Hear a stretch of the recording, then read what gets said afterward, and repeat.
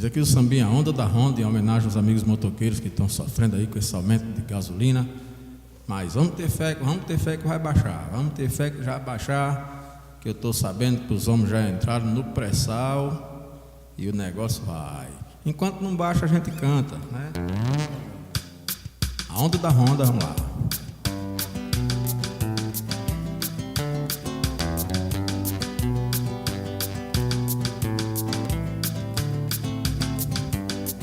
Juntei um rico dinheirinho, comprei uma Honda Titan. Olha, eu andava todo arrumadinho por esses caminhos cheinho de fã. Lá pelo centro da cidade, na felicidade total, eu já comprava até fiado, eu era respeitado, eu já tinha moral. Mas de repente, essa gasolina aumentou. Mudei o meu itinerário, dei um adotário e o tanque secou. Cheguei no posto do seu Zé e eu mandei o frentista encher. Quando ele me deu o papel, eu digo: seu Zé, tu tá doido ou o quê?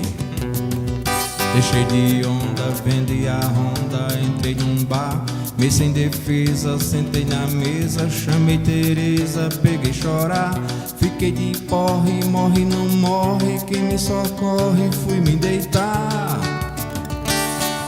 Depois que a cachaça passou e eu curei a ressaca moral, comprei um transporte topado, novinho, zerado, etc e tal. Não precisa de gasolina, além do charme que ele tem. Agora eu comprei um jumento e até o momento não tem pra ninguém. Tem não. Deixei de onda, vendi a Honda, entrei num bar, meio sem defesa, sentei na mesa, chamei Tereza, peguei chorar. Fiquei de porre, morre não morre, quem me socorre, fui me deitar. Depois que a cachaça passou e eu curei a ressaca moral, comprei um transporte topado, novinho, zerado, etc e tal.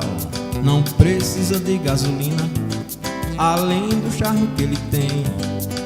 Agora eu comprei um jumento e até o momento não tem pra ninguém. Agora eu comprei um jumento e até o momento